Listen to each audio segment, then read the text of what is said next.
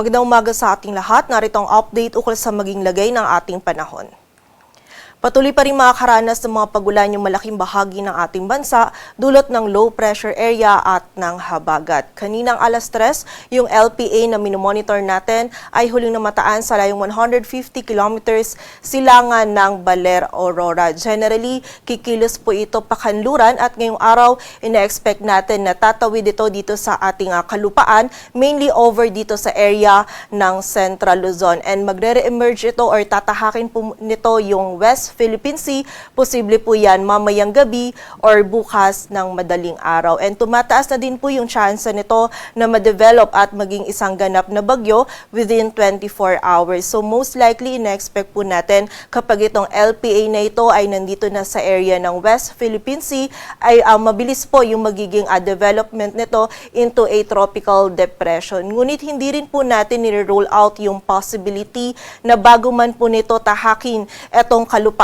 ay ma-develop na po ito as a bagyo. So possible po earliest development natin as a tropical depression is ngayong araw. And ina-expect po natin kapag ito ay naging isang ganap na bagyo na ngayong araw, ay magtataas po tayo agad ng wind signals dito sa ilang area ng northern at central Luzon. So patuloy lamang po mag-antabay sa updates na ipapalabas ng Pag-asa. And bukod po dito, kahit man as a bagyo or as a low pressure area, expect po natin for today na significant po yung rainfall or yung mga pag-ulan na dadalhin nitong weather system na ito dito sa malaking bahagi ng Luzon ngayong araw. So doble ingat po para sa ating mga kababayan sa posibilidad ng mga pagbaha at pagguho ng lupa. Samantala, ang habagat naman patuloy din magdudulot ng mga pag-ulan ngayong araw, lalong-lalo na dito sa western section ng Luzon, ng southern Luzon, Visayas at Mindanao. So muli po, doble ingat pa rin sa mga kababayan natin sa posibilidad ng mga pagbaha at pagguho ng lupa. And ina-expect po natin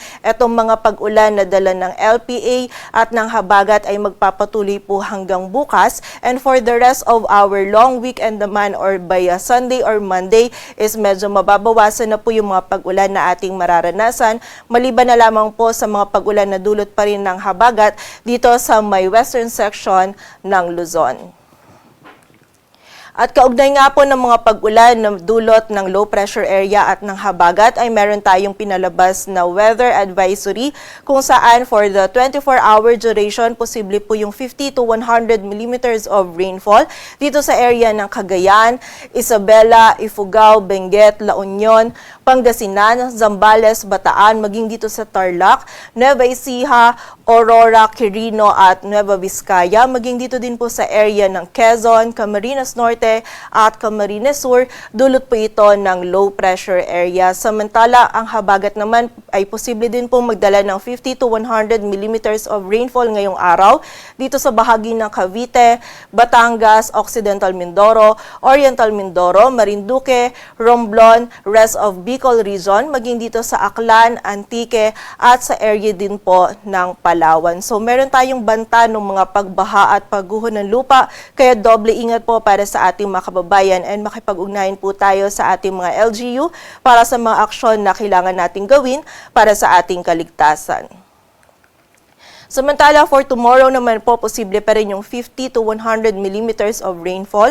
Dulot po ng low pressure area dito sa area ng Pangasinan, Zambales at Bataan. And dulot naman po ng habagat dito sa area ng Palawan, Occidental Mindoro at sa bahagi po ng Antique. So patuloy pa rin pong pag-iingat sa ating mga kababayan sa banta pa rin ng mga flash floods at landslides.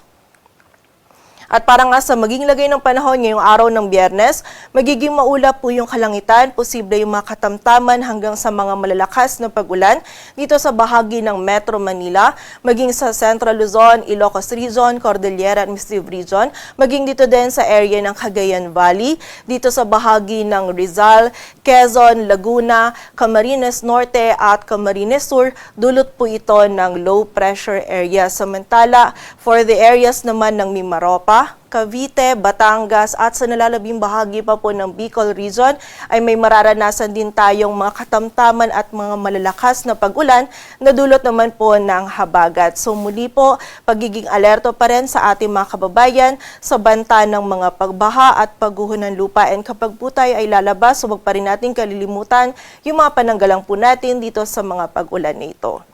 Agwat ng temperatura dito sa Metro Manila ay mula 25 to 31 degrees Celsius. Samantala, dito naman sa bahagi ng Visayas at Mindanao, ito pong area ng Palawan, maging ang Western Visayas, ang bahagi din ng Negros Island Region, Zamboanga Peninsula, Bar, maging yung area din ng Soc-Sargen, Lanao del Norte at Misamis Occidental ay makakaranas din po ng maulap na kalangitan. Posible po yung katamtaman at kung minsan ay mga malalakas na pagulan, lalong-lalo na yan dito sa ilang areas ng West Visayas, kaya patuloy pa rin pong pag-iingat para sa ating mga kababayan. Samantala, for the rest of Visayas and Mindanao naman, magiging bahagyang maulap hanggang sa maulap po yung ating kalangitan. May mga isolated na mga pag-ulan po tayong mararanasan, dulot po ito ng habagat. And posible pa rin po na kung minsan makaranas tayo ng mga malalakas na pag-ulan, kaya doble ingat pa rin sa posibilidad ng mga pagbaha at pagguho ng lupa.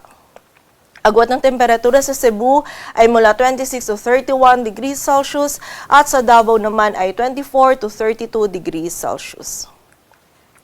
Para naman po sa lagay ng dagat baybayin ng ating bansa, wala po tayong nakataas na gale warning, kaya malaya makakapalaot yung mga kababayan natin mga ngisda, pati na rin yung may mga maliliit na sasakyang pandagat. Dito sa Metro Manila, ang araw ay sisikat mamayang 5:43 ng umaga at lulubog mamayang 6:15 ng hapon.